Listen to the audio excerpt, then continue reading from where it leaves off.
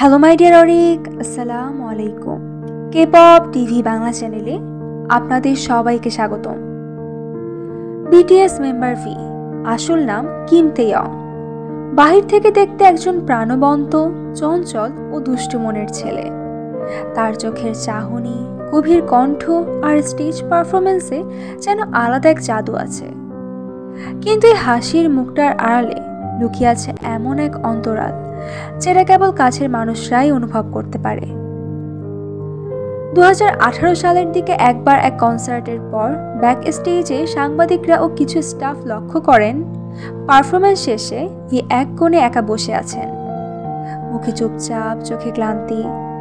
এক স্টাফ তাকে জিজ্ঞাসা করলে ভি বলেন, সবাই যখন আনন্দে চিৎকার করে, আমি মাঝে মাঝে বুঝতেই পারি না এই আনন্দটা আমার জন্য না আমার মুখোশটার জন্য।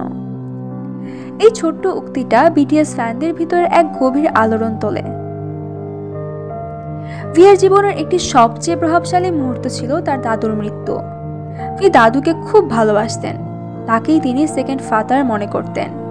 সেই ক্ষতি তাকে অনেকটা ভেঙে দেয়। 2020 সালে তিনি এক সাক্ষাৎকারে বলেন, আমি মঞ্চে থাকি কিন্তু মনটা দাদুর কবরের পাশে। আমি সবসময় চাচ্ছিলাম উনি আমার সাফল্য দেখুক।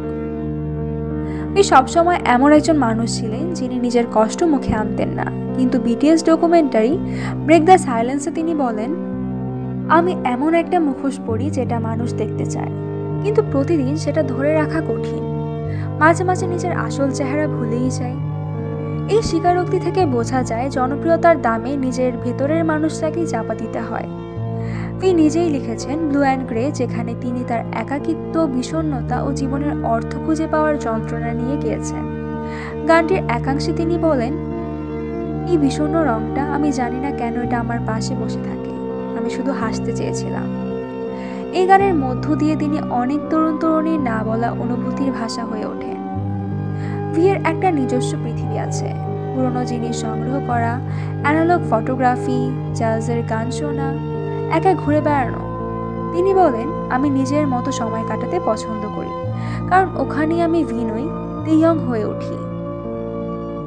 ভি আমাদের শেখায় হাসি মানেই সুখ না, আলো মানেই উজ্জ্বলতা না। কখনো কখনো মঞ্চের সব থেকে উজ্জ্বল তারাও ভেতরে নিঃসঙ্গতার অন্ধকারে ডুবে থাকে, কিন্তু তবুও সে আলো জ্বালিয়ে রাখে অন্যদের জন্য। আর এটাই তেইয়ংয়ের আসল সৌন্দর্য।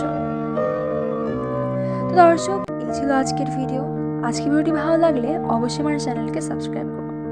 আজকের ভিডিও নিয়ে আপনার কি মন্তব্য আমাকে কমেন্টে জানাতে ভুলবেন না। আর নেক্সট আপডেট পর্যন্ত এই চ্যানেলের সাথেই থাকুন। ধন্যবাদ।